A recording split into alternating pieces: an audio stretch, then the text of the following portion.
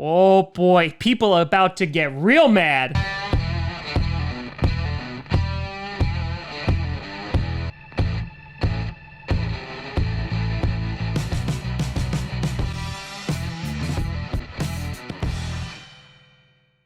Grossi Posse Packer Nation. Welcome to another episode of Packcast, the podcast where you don't have to be a Packers fan, but it sure does help. I'm your host, Tom. Yeah, with any kind of ranking list, people are just going to get really, really angry, and they seem to get even more angry about QBs, which is why I've never really done a list, but it's the offseason, so why not? Grossi. And yeah, today I'm opening up a can of pain. Before we get to that, I want to do a big shout and thank you to two brand new patrons over at patreon.com/TomGrossiComedy. We got Constantine Hahn and we got Javier Verdine Gutierrez. I hope I didn't butcher that too badly, but thank you both very, very much. Now, this is one of those lists where the number 1 was relatively simple, but when it came to the number 10 spot, I had 6 QBs that were in contention for that spot. And I think you can make the argument that any one of those guys can be in that number 10 spot, which is why I just want to remind people, this is arbitrary. It's subjective. This is just my opinion. It ain't gospel, right? If you want to go and put Kirk Cousins at number 1, you're an idiot. But listen, I support your right to be an idiot. So let the controversy begin. Number 10, I have Dak Prescott.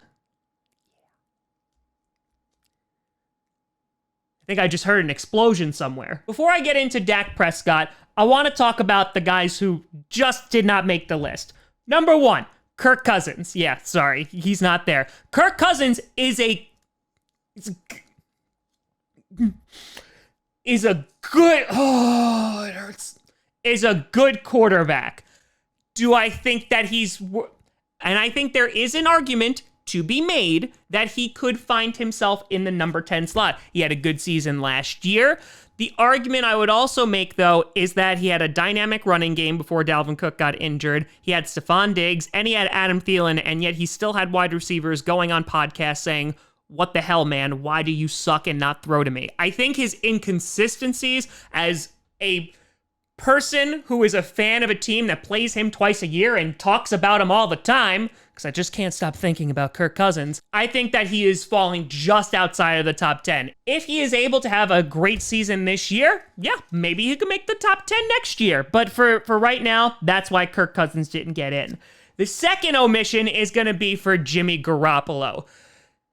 Jimmy Garoppolo, there is an argument for him to be in this as well. He had a very, very good season. He led his team to the Super Bowl, right? And as I have said on many occasions, Jimmy Garoppolo won games for that team. While yes, they had a dominant defense or they had a dominant run game, he won flat out games. He won the Rams game. He won the Saints game. He's done it a few times now. The thing is that when it came to the playoffs, he really didn't have to do much. And again, I understand that might be a little unfair on Jimmy Garoppolo because they were able to rely on that defense and that run game to beat the Vikings and then the Packers easily. But at the same time, when he got to the Super Bowl and it was like, okay, here you go, even though that's when they should have utilized the run game to just run out the clock, Shanahan, he kind of fell short. So that's why he's not making it for me. But if he's able to progress, I can easily see Garoppolo making the top 10 next year. Then you also had Matt Ryan. Matt Ryan is one of the most underrated QBs, in my opinion, in the league. The guy constantly throws over 4,000 yards, throws a few picks, but Julio Jones is really like his only target. He has Calvin Ridley. He really hasn't had much of a running game.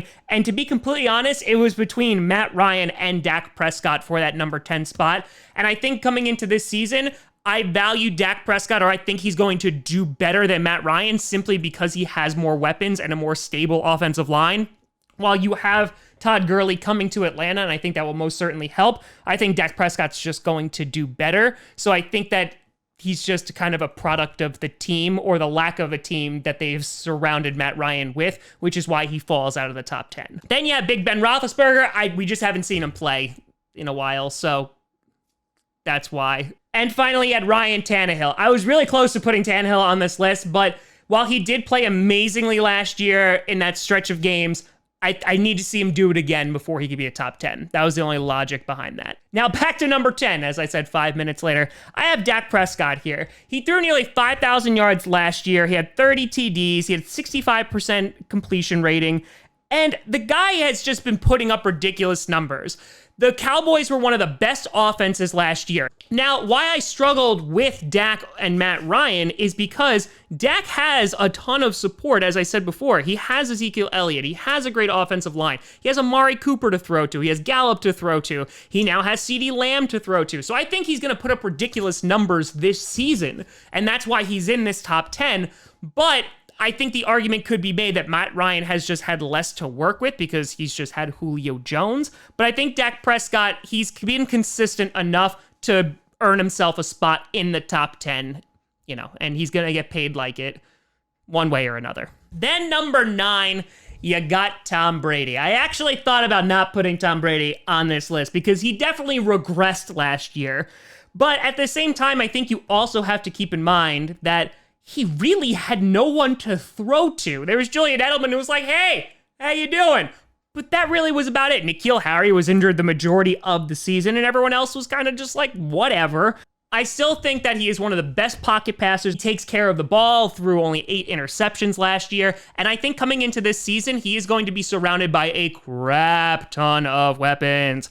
Gronk, OJ Howard, Chris Godwin, Mike Evans, hopefully a better offensive line. So I think that Tom Brady is going to basically be given every single opportunity to succeed. While I know he's like 105 years old, I still see him performing as a top 10 QB. Then number 8, I got Matthew Stafford. Yep. Another really, really underrated QB. And before his injury last year, the guy was tearing it up. In those 8 games, he already had 19 touchdowns. He completed 64.3% of his passes. And he's another one. When has Matthew Stafford had a running game? Answer, never, right? They're just starting to put receivers around him with Marvin Jones. You have Galladay. They have people around him now. But you also have a constant rotation of coaches and personnel. And I think that has made Matthew Stafford's time as a Detroit Lion pretty tumultuous. And he's not really been able to get a solid footing, but the guy still plays at a consistent level every single year. And so I think he is beyond worthy of a top 10 spot. And I actually contemplated putting him a little bit higher. If he's able to stay healthy this year, watch out, because he could be really damn good this year. Then number 7, you got a guy who also suffers with injuries, and that's Carson Wentz. Carson Wentz is crapped on a whole lot because, he can't stay upright because he gets annihilated in the backfield every day. But last year, he threw over 4,000 yards, 27 TDs, and 7 interceptions. But he's another guy that, who did he have to throw to last year? No, seriously, who? All the wide receivers? Gone. They just got injured. They're like, okay, Carson, good luck. So they really didn't have a running game to speak of either because they were like, let's go get Jordan Howard, and then they just never used him. I think with Carson Wentz, he's another guy who he's playing an MVP like a few years back. He wasn't able to lead them to the Super Bowl. Nick Foles did that for him. But I think that he is a constant underrated guy. He takes care of the football. He makes something out of literal nothing. And I think that if you start getting some more weapons around him, like they went and got a receiver in the first round, he's definitely going to be even better and put up those numbers. The thing that does, of course, concern me and many Eagles fans is his durability.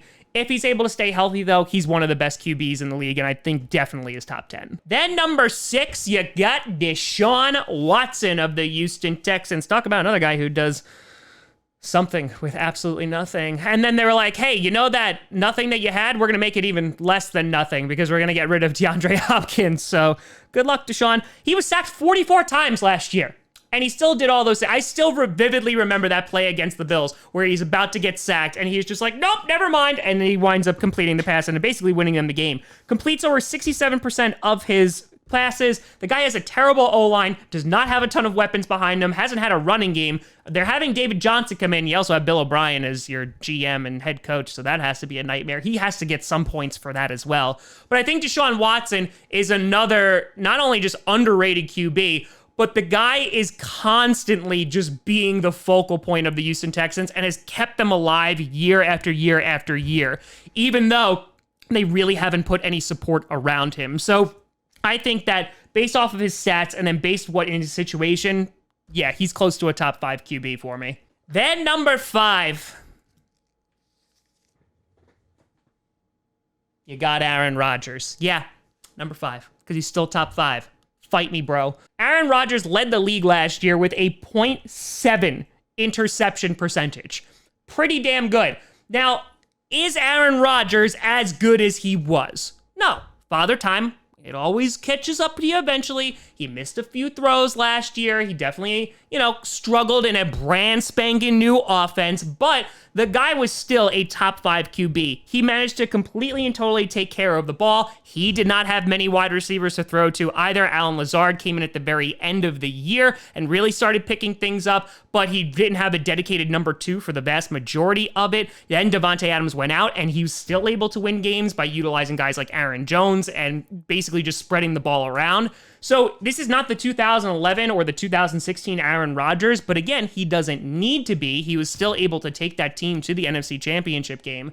And so I think with Aaron Rodgers, he is not going to be making those big explosive plays every single time he takes the field. But as he has shown, including last year, he is still able to. And I think that's what makes him a top 5 QB. If I'm in a situation where I need to win the game, I'm trusting Aaron Rodgers to do it. Then number 4, you got Drew Brees. Yeah, this one hurt. I really contemplated not doing it, but I feel like I have to give Drew Brees credit where credit is due. The guy is one of the best QBs in the league. Now, I think there's potential that, he's going to take a step back. Got injured last year, so, he's starting to put some mileage on the old car there. But he had a 1.1 interception percentage, completed over 74% of his passes, 27 TDs, and 4 interceptions. The guy always takes care of the football. He is surrounded by a ton of talent on that offense. You have Alvin Kamara, you have now Emmanuel Sanders, and of course you have Michael Thomas. So he does have plenty of weapons to utilize. So, I can see why he's putting up better numbers than certain QBs, but I think that it would be doing him a disservice to not recognize how good of a player and how consistent of a player Drew Brees is. And so I gave him the slight edge over Rodgers, but when Aaron Rodgers goes nuclear and completely destroys the league and just leads everything, that's okay because I believed in him the whole time. Then number 3, you got the reigning MVP, Lamar Jackson. Not bad for our running back.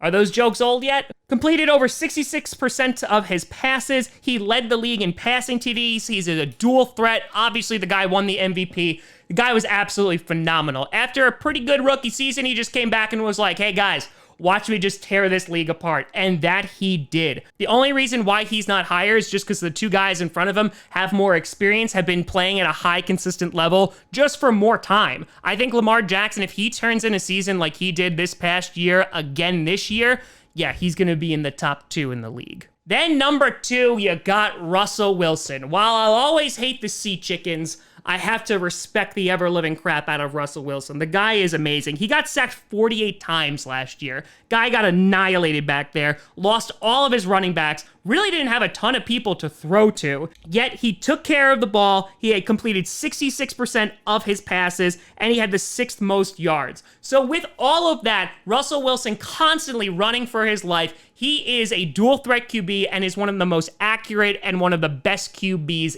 in the league. There was an argument for him to win MVP last year. I wouldn't have hated to see it, but Lamar Jackson definitely deserved it as well. So yeah, Russell Wilson, hats off to you, buddy. I hate your team, but not you. And then number 1, there should be no surprise here. It's Case Cookus, y'all! Bum, bum, bum! The reigning defending Super Bowl champion, Patrick Mahomes. Mahomes, man, takes care of the football, was injured last year, and then just was like, oh, let me fix my knee. I'm fine now. He was number 4 in yards per attempt, and I think that what it comes down to is just clutch. Look at the Texans game in the divisional round. Like, that is the epitome of clutch. The guy is behind double digits, and he's just like, you know what? I'm going to will my team and use Bill O'Brien's stupidity to win this game. And within a half, he was just like, oh yeah, guys, we're winning now, and we're not letting up. He's one of those guys who takes them back from a Super Bowl deficit and is able to win them the game. And Patrick Mahomes does have a lot of weapons on that offense to throw to, very speedy guys, but that defense has never been amazing. The running game is okay, and Patrick Mahomes has no problem putting the entire weight of the team on his shoulders and being successful with it. And so with that, I feel like Patrick Mahomes is the standard right now as the best QB in the NFL. But let me know what you think down in the comments below. Do I omit people from this list? And I shouldn't have. I struggled with it. I really, really did. But that's my ranking. Let me know what you got down in the comments below. You can always find me at TomGrossiComedy.com or at TomGrossiComedy on all social media. See down below. Check out podcasts on SoundCloud, iTunes, Google Play Music, Spotify, and of course YouTube. And a big shout out and thank you to all the patrons over at patreon.com/TomGrossiComedy and the YouTube members. But thanks so much for watching. I'm Tom Grossi. And as always, go Pack Go.